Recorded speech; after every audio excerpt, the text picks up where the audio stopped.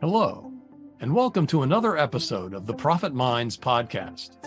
I'm your host, Dr. Stephen Kirch, creator of the Profit Minds Growth System, a unique blend of profit growth, productivity acceleration, and building robust business process for scale. In every episode, I interview entrepreneurs and small business owners from around the world with a unique story to tell. You can find the show on YouTube, LinkedIn, Apple and Google Podcasts, Stitcher, Spotify, and more. Hi, everyone. Today, my guest is Dr. Dhru Beeharilal, founder of Nyan Leadership, speaker and executive coach. And today, we'll be talking about why true leadership matters in an organization. Welcome, Dhru. Thanks, Steve. I appreciate it. And thanks for the opportunity to be here. Yeah. So the question that I always ask, the thing I always start with is tell me your story, because everybody's got such a unique story of how they got to where they are and what makes them do what they do. So tell us yours. Yeah, thanks a lot. So, I mean, you never feel like your story is unique, right? Until you actually hear it and people tell you it is. But my story was a winding road to get to where I am right now. Even as long as I remember, I loved self-development, right? I love this like ideas of psychology and being like the best version of yourself. Believe it or not, even as a kid, I wanted to do that. Partially because my parents were always pushing us to be, the best version of ourselves and turn those A minuses into A pluses and whatnot. But, I went to law school. I graduated as an attorney and I was a prosecutor for a period of time. And then I'm from DC originally, but I moved back. I went to law school in Boston and I moved back here from there when my father got sick. So I ended up being back in the Maryland, DC area, didn't pass the bar here. And so I started doing IT consulting because that's a natural shift that people do when they can't do law anymore. Yeah, of course. Everyone does that, right? Yeah. So I was doing IT consulting, and over the course of doing that, I realized, hey, I have no idea how to manage a team because they asked me to be a project manager and kind of be the liaison between the business side and the technical side. And I knew enough to be dangerous about that, so I could be that kind of in between person, that liaison. But I had no idea how to manage a team. I never had been told to do that. Never been tasked or asked to do that. I was barely able to manage myself as an attorney. So I'm sitting here, I have to manage 6 people now. What do I do? Where do I turn? And the idea of coaching was something that I had always associated with life coaching, which I thought was complete and utter BS. Because I've heard of, these folks and the way that they were doing it, and it just was not appealing to me.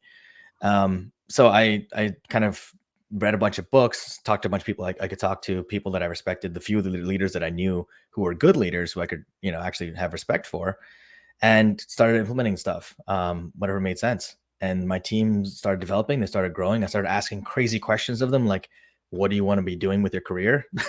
Because some of them had never been asked that question, not even once. Wow. And these are people older than I am by like 10, 15 years. And they started being really productive, doing really good work, and everyone wanted on my team eventually. And other people were asking me like, hey, how'd you get your team to be so motivated and do so well? Can you do that for our team? And I did it for a couple of teams in the organization. And then one of my then friends, later would become a really close colleague. He was like, hey, you should come do this in my company too, because we need this here too. And if you can turn it into a business, turn it into a business. And that was my first kind of thought, like, oh, I could actually make this into a business and really do this properly. And ended up meeting other folks who in the same space. One of them was an executive coach who would later become a good friend. And he was telling me, you can get certified for this kind of thing. And I was like, there's certifications for this? Like, who knew? And so, he told me about Georgetown. I went to Georgetown program, got certified there in the leadership coaching program. And that program completely changed not only the way that I coach, but also my life. It was transformative in so many ways because it forced us to be introspective, right? Like painfully introspective, to the point where we're transforming ourselves and transforming each other because we wanted to learn how to do that for other people. And, I started Nyan Leadership later that summer, and that's kind of history. Yeah. So what is it about the way you do leadership coaching that that's so transformative for the people in the organization, not just the leader, but and I think people get that, but you could talk a little bit about that. But Mhm. what is it about the way you teach them to approach their organizations that make it so transformative? So coaching is a unique blend of a couple different things, right? It's not mentoring, it's not teaching, it's not uh, consulting, right? And it's not therapy, but it's a combination, a weird combination of all of those things. It's just enough of each one of those things that you can get under the hood of someone, really go into their past, but just to get them to understand where these operating procedures come from. The idea of, like, you've heard of Mind OS and these other things that exist out there. Those are just fancy ways for, like, coaching, right? Essentially, right? It's like the current operating rules you operate under, the things that you do right now. How do we optimize those things? Where did those things come from? What are the genesis of those operating rules that you operate within? And then how do we change those things? And so that's really what happens with transformation that we put people through, is we talk to them, figure out what are they doing right now? How do we make them do better by analyzing what they're doing right now? Because no one thinks that they're doing badly or whatever. Everyone does the best that they can. There are a few bad actors out there, but they're few and far between. And ultimately people are trying to do the best with what they know, and what they know is out there and what they've experienced. And the quality of a leader is not limited by themselves, it's limited by what they've been exposed to. If they've never seen good leadership, they're not going to know what it looks like, right? And so we help them to understand what that looks like. We give them different models, we give them different ideas, and we kind of shift their perspective. And when that happens, when they get that shift, that first shift, it's like this aha light bulb goes off in their minds, like, oh, that's what leadership is. I have seen it before. I just didn't see it in this context. I didn't know you could apply that here. And then they start applying these things. And then the people in their team are like, wait, Bob's different. He's acting a little differently, right? And then they start responding differently. And then that team suddenly starts changing. And then their work changes. And then the organization changes because they see what that team's doing. And then it's a snowball effect from there. So the value of good leadership in just even one small pocket is invaluable across the organization. Yeah, and one of the things you talked about was the way the team interacts with each other and how they impact the teams around them. I think most people call that culture. Mhm. Talk a little bit about how you help leaders develop a strong culture. Yeah. So, like you said, the human dynamics between people, right? There's the whole idea of DEI, right? Diversity, equity, inclusion, and then they've added belonging to the equation, and they're probably going to add another couple letters along the way, but it's all the same thing, right? It's culture. They'll put a And- plus sign on it, or right, something. exactly. Right, and ultimately it's culture, right? You don't have to it doesn't have to include every single thing that you consider in culture. It's an all-encompassing thing. People know it's a feeling. Do I feel like I belong here? Do I feel like that this is a place that I could and want to thrive?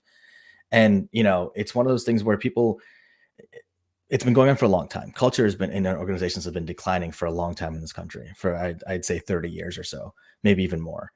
And we're only now seeing the effects of it because it came to a head because they're talking about in the context of race, specifically because of George Floyd in 2020, right?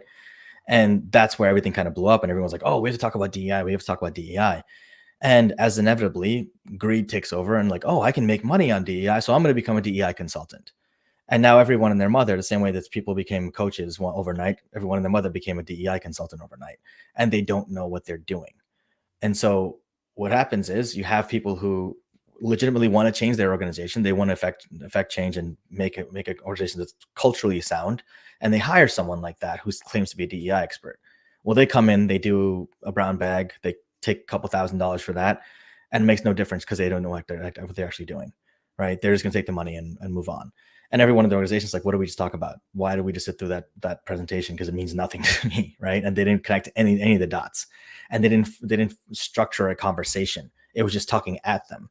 It's like watching one of those HR videos, right? The ones we all have to sit through when we work for somebody else.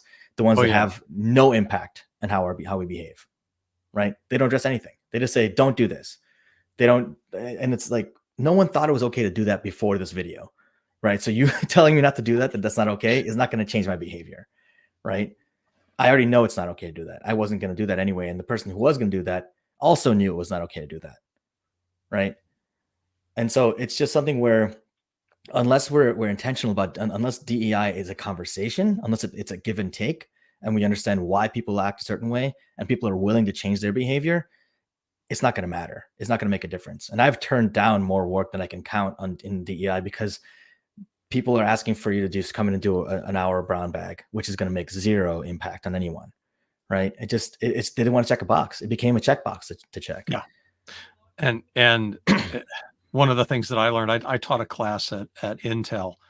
This is probably, it's got to be at least 10 years ago now, maybe even longer ago than that, which was our version of DEI. So this is long before DEI was a thing. Yep. We called it micro inequities. And it, one of the things that we learned during the course of that was that, inclusion cannot be a checkbox item. You can't just say, oh, I invited the women to the meeting, or I invited, right. And they just sat in the back and they didn't say anything. So that's not my fault. Yeah. Right. That's not inclusion. There's a metaphor that I like. Sorry, I don't want to cut you off. Go ahead. No, that's fine. No, there's a metaphor that I like, the DEI metaphor. And it's diversity is making sure the invites to the party are all sent out, right?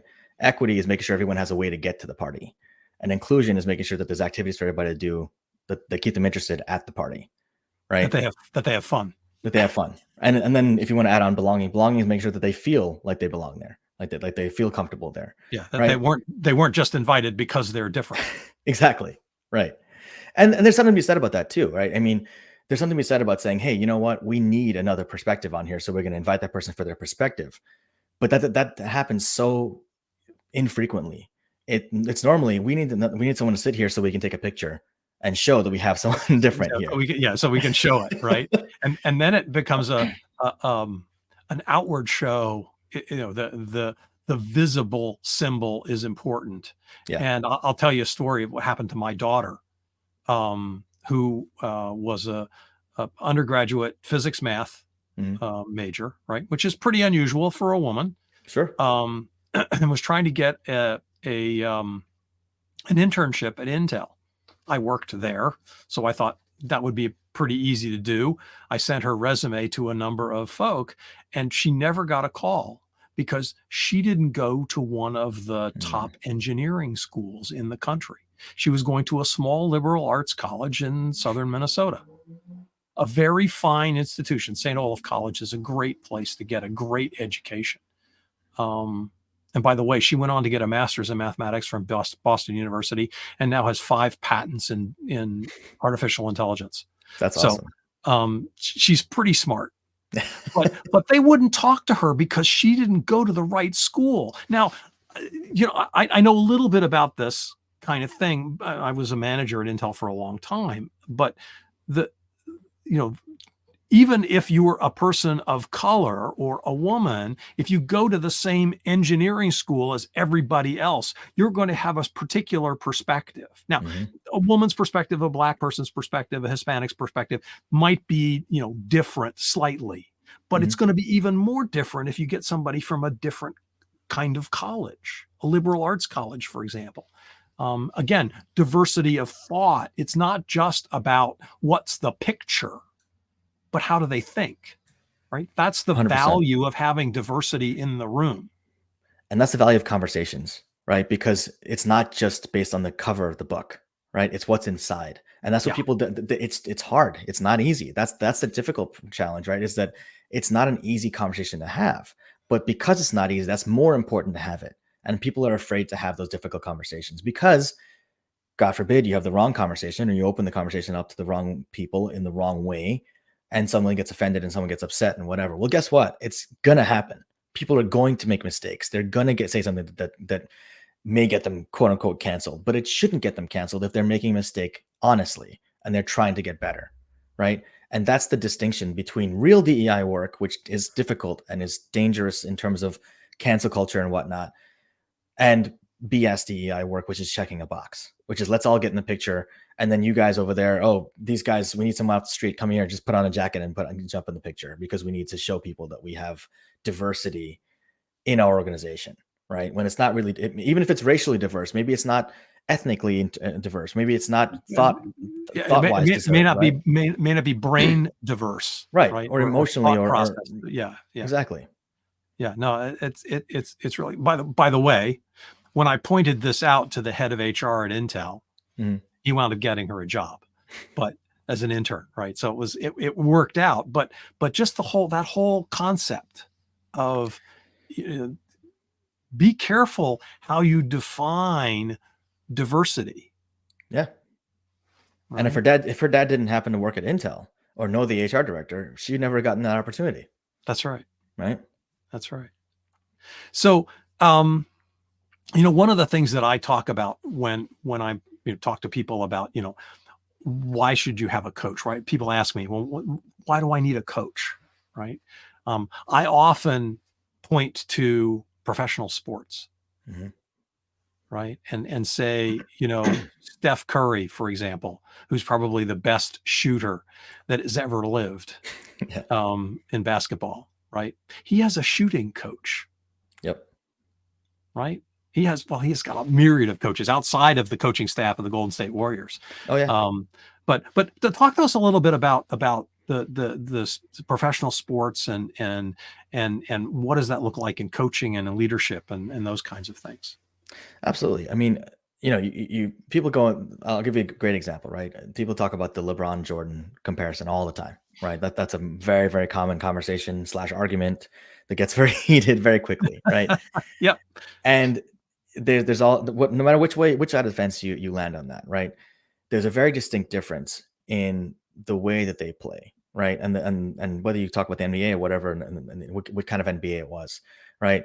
But if you look at the way that they played, Jordan motivated his teammates by being at a different level, right?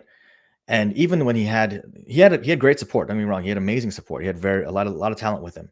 But even when LeBron had the talent with him, he passed the ball for sure, right? He did definitely pass the ball. He had a lot of assists and whatnot.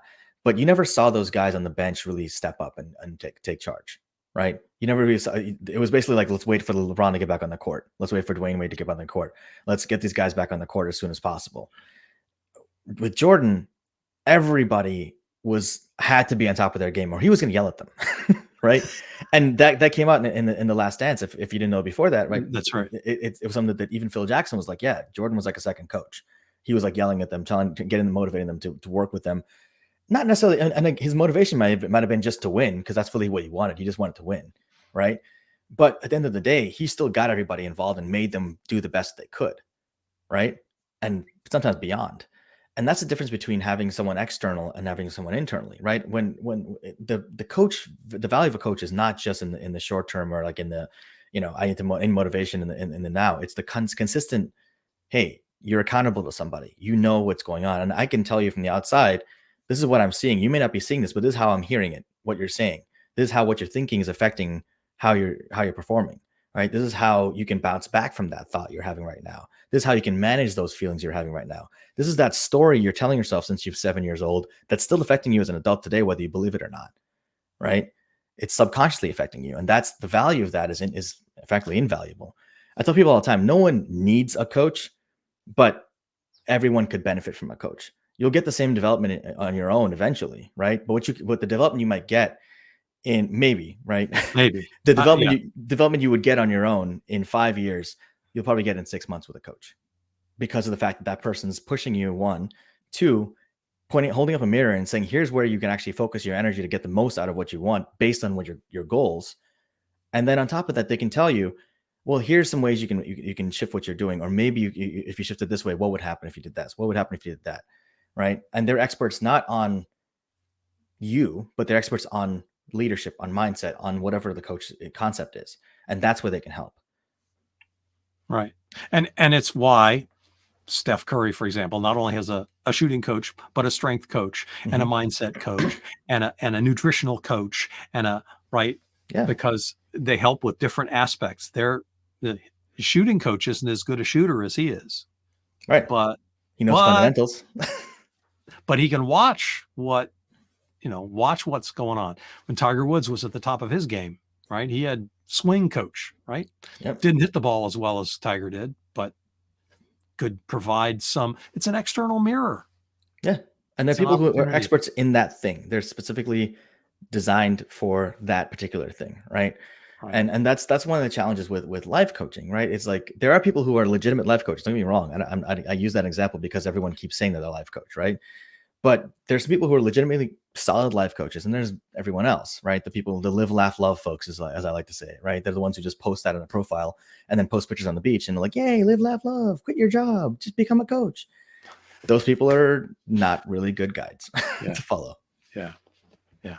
So I got to ask, talk to me about the other part of your world where you're a writer. Yeah, so I published a novel. I'm working on the second book. I've been working on that for a couple of years now. But yeah, I published a novel. I'm a huge nerd. In case folks who are not looking behind me right now, that's a quote from The Karate Kid. That's a samurai quote that way, and that's a dog quote, which is funny. I'm a huge nerd, and so movies and TV are like half of my life. So for me, fantasy novels and fantasy, the genre and everything like that, science fiction I grew up on those stuff.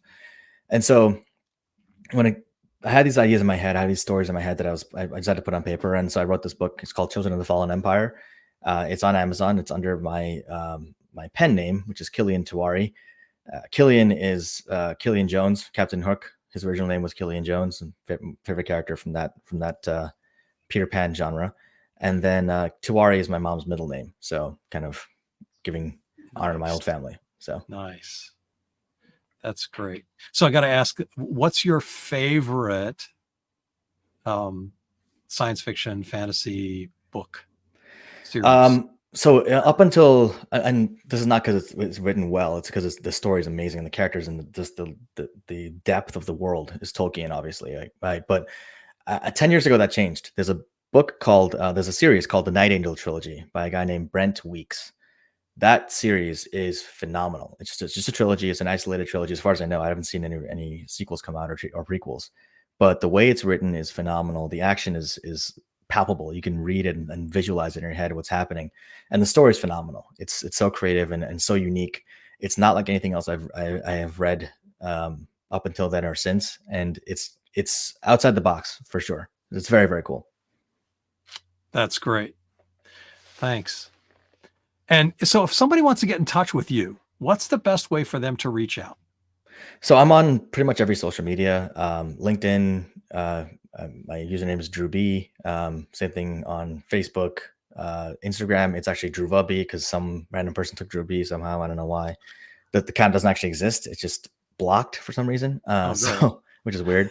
But they can also go to my website, nineLeadership.com, and you can submit an inquiry there or just drop me an email. Great. And that concludes our show. Thanks to my guest, Dr. Dhru Beeharilal, founder of Nyan Leadership. I hope you learned something about why leadership matters. I know I did. Thanks for listening. You've been listening to the Profit Minds podcast. This is your host, Dr. Stephen Kirch. Please visit www.profitminds.net for other episodes or to contact me. Thank you for your positive feedback, comments, questions, and for sharing this show with others. Thanks for listening. Have a grateful day.